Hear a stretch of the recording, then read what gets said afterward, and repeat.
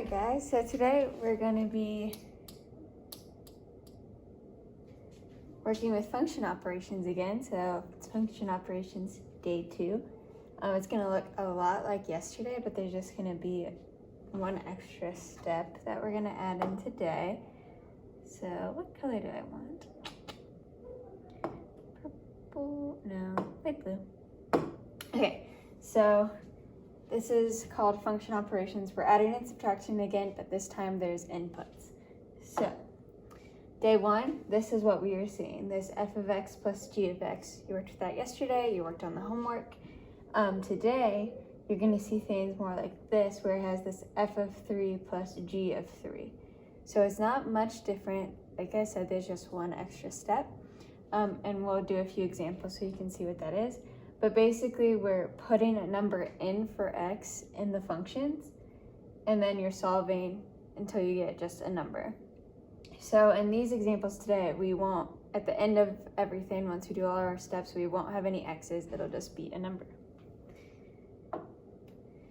So, for example 1, we have k of x equals x squared plus 7x minus 2, and m of x equals 3x plus 9.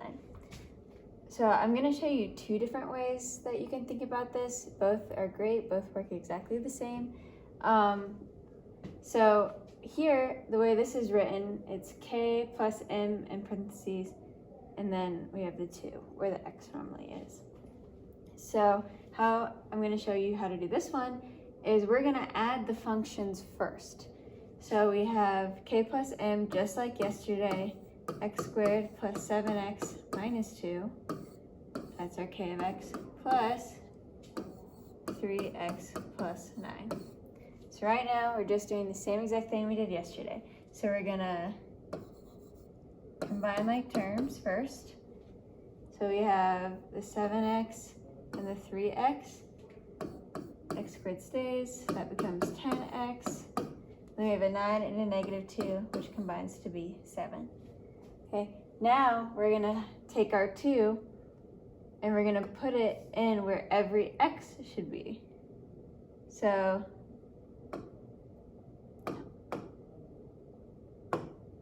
here's an x, here's an x. So wherever there's an x, we're gonna put a 2. 2 squared plus 10 times 2 plus 7. So 2 squared is 4, 10 times 2 is 20, plus 7, and then we add them all together and we should get 31. And that's our answer.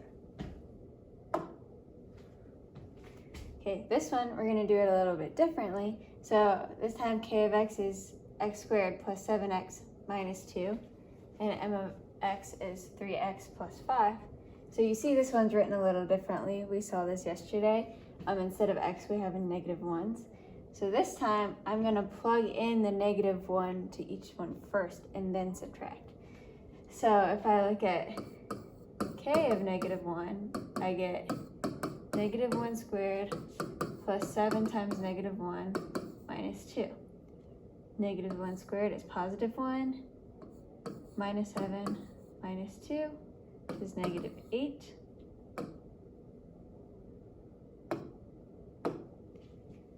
M of negative 1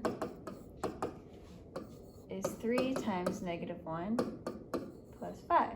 So we have negative 3 plus 5, which is just 2.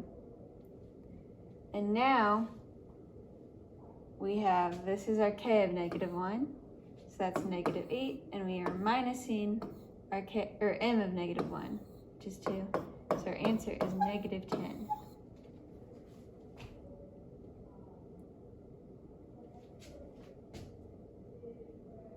Next one.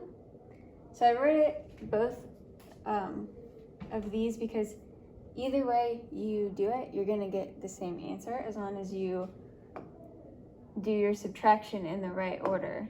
That's the only difference.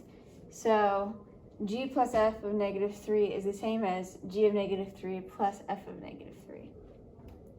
So whichever way you prefer to do it, I actually like to plug in negative 3 to both first and then add them together. That's just my preference. If you like the other way better, you can try this one the other way. So let's see.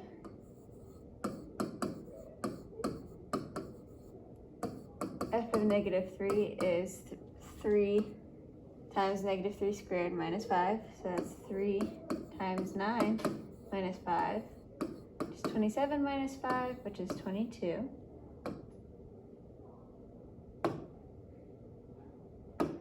And then G of -3 equals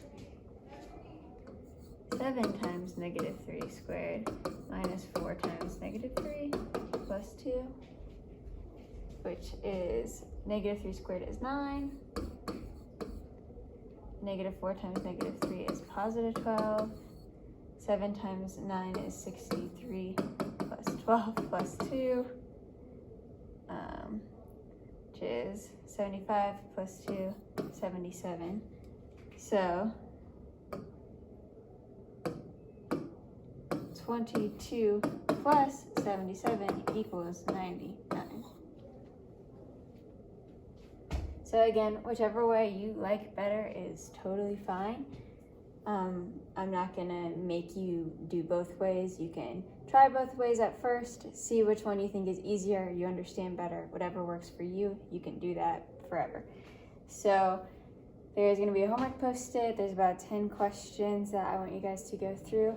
Please email me with questions as always, and have a great day.